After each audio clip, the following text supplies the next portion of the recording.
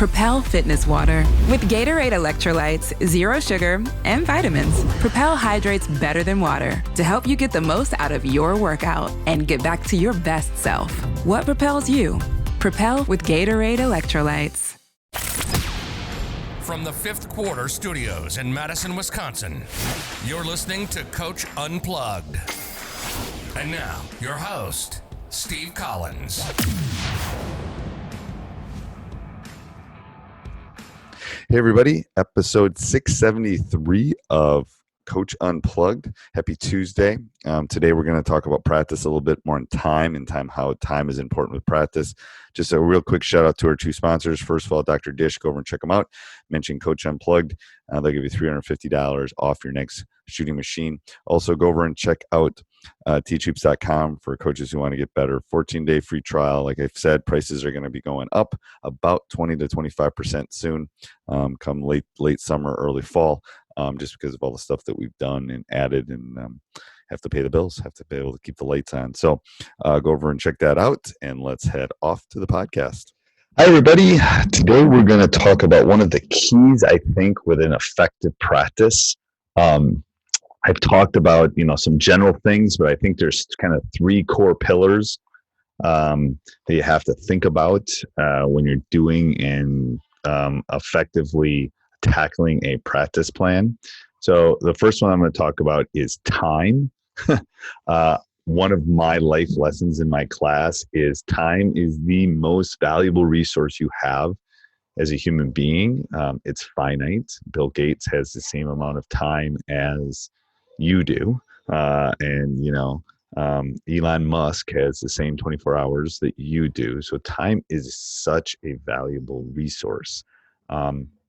So I want to make practices effective, and I want to effectively use the time that I have given. I want to make it as short as possible, which is hard, and it's gotten easier as I've gotten older. So the reason is the players, the parents, everyone will trust you more if you're precise.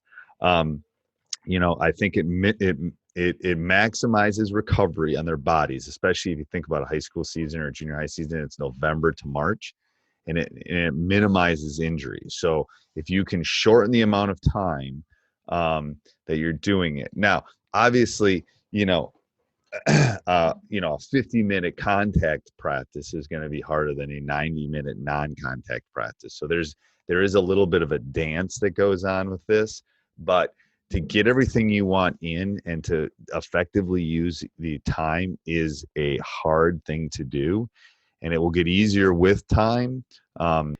There's a little bit of a dance there when you're dealing with all of it. It's going to make you a better coach because you're going to have to be more precise, and you're going to have to think about the things that you're doing as a coach. Later, I'm going to talk about, practice guideline and things that you should look at in practice. You should have all your practice drills and how you break it up and all that. I'm just talking about the use of time in a practice is so important. When I'm going through, if I've got 8 minutes for a drill and it takes 6 minutes, we'll stop. But I won't go past that 8 minutes. I will either circle back around the next day, but I want to be precise. I want to know when it's going to start, when it's going to end. I think that's the easiest way to do it.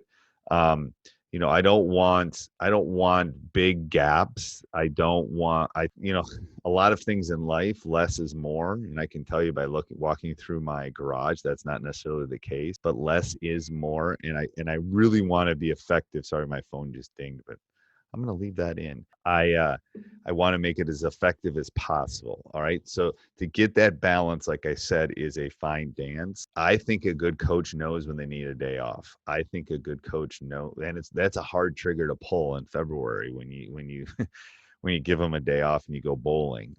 Sometimes I think it's a mental thing. Sometimes I think it's a physical thing. Going back to lowering the practice time will maximize recovery and minimize the injury. So I think if you can give them that day off, it's going to maximize that recovery even more. That mental load is something that as a coach, as you get better, that dance will get a little bit easier. But I think time is a really important thing, and it will make you a better coach. If you go, okay, I have this and I have these sets of things and I need to get through it and how I break it up.